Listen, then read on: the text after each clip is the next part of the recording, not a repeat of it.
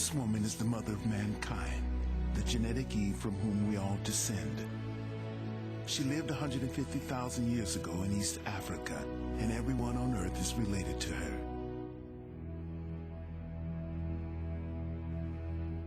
Her daughters and granddaughters will take modern humans out of Africa to populate the rest of the world, the most incredible and important journey mankind will ever make.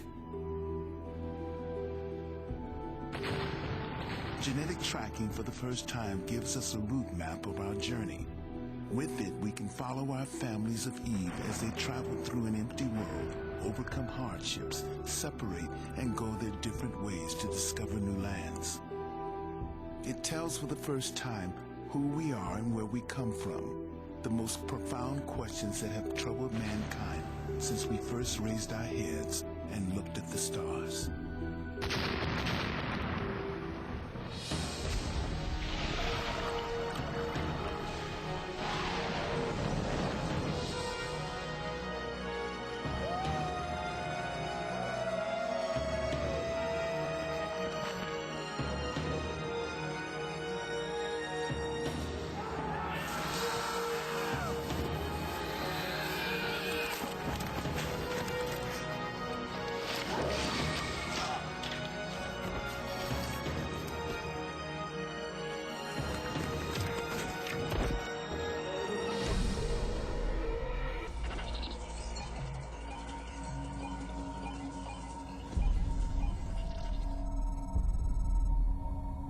This new science is a breakthrough.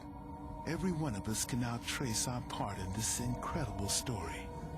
We took samples from these people in Chicago. Our genetic testing will show them how their ancestors traveled the world to reach this destination.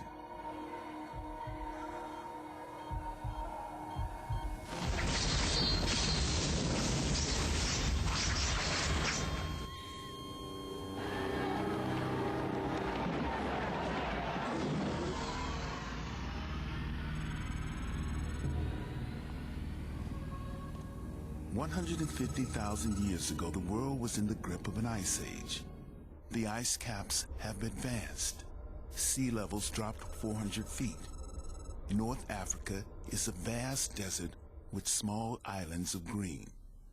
On these islands are tiny groups of people.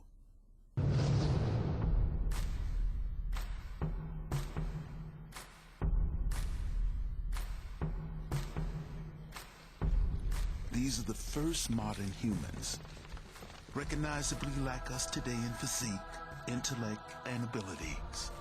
We are the same people they were. The brain that first thought of chipping stone tools also took us into space.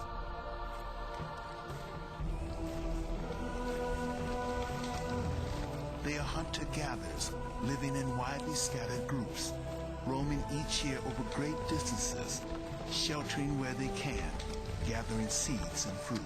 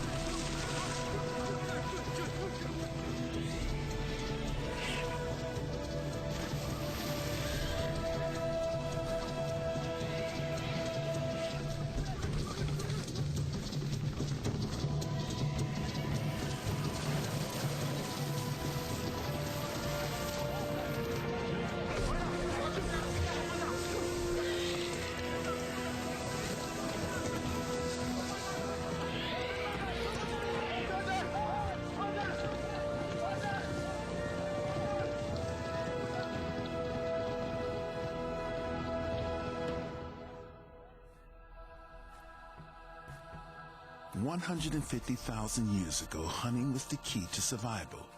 It explains much about the way the human race developed. Hunting needs careful thought and planning. It needed cooperation, that demanded enhanced intelligence and communication skills.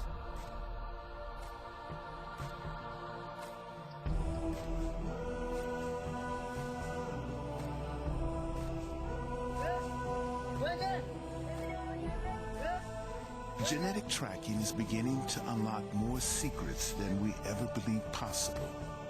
In just 7,000 generations, modern humans have left Africa and penetrated every corner of the globe. And through the unbroken genetic thread binding us to our past, we can begin to understand why it happened.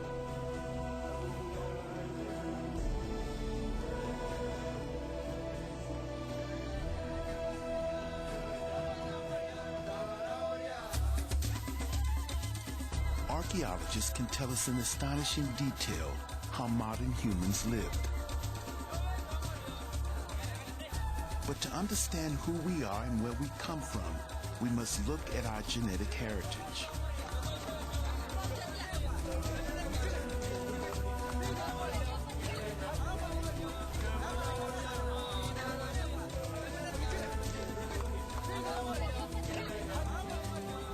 Genetic Eve, the woman from whom we all descend, was not the only woman living at the time, or even the most fertile, but her mitochondrial genes were the most successful and the only ones to survive. Everyone alive today can trace a common ancestral line back to this one woman through a unique part of our DNA, mitochondrial DNA. DNA, the blueprint of life, is our own molecular pin code and uniquely identifies each of us. Mitochondria are tiny structures found inside nearly all human cells. It is separate from the normal chromosomal DNA that dictates our height or the color of our eyes. Men inherit it from their mother, but they can't pass it on. In women, it carries on from mother to daughter, down the endless generation almost unchanged. And this is how we can trace our way back to our genetic Eve and her daughters. So written within it is the history of the world's women, and therefore the human race. Professor Rebecca Kahn was the pioneering scientist who uncovered the first all-important clue. I started working on human mitochondrial DNA so that I would have some kind of view that was objective, that would help me understand and help other people understand how humans around the world were related.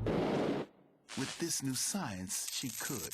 Harmless mutation happens all the time in some part of the mitochondrial DNA, leaving minute markers at every change. These markers are like barcodes and can be read in the same way. Kahn and her team discovered the changes happen at a fairly constant rate. They found the groups with the earliest markers were the Africans living inside Africa and wondered if they might be the oldest people in the world. I was very excited when I first started to get evidence, and it was so counterintuitive. I'd put 20 Europeans and 20 African Americans on a sheet of X-ray film, and every African American showed differences, and all the Europeans looked the same. As we got more samples from different areas, I realized that it was a difference in the pattern, and that this whole new type of evidence based on mitochondria was going to change the way we thought about modern humans. In 1987, Kahn and her colleagues published a paper showing for the first time that the markers stretched back to Africa, showing quite clearly that this was the birthplace of the human race. New Guinean tribesman, Parisian bartender, American teacher, Polynesian farmer, all were improbable relatives, linked through one black woman 150,000 years ago. Their findings caused a sensation. The responses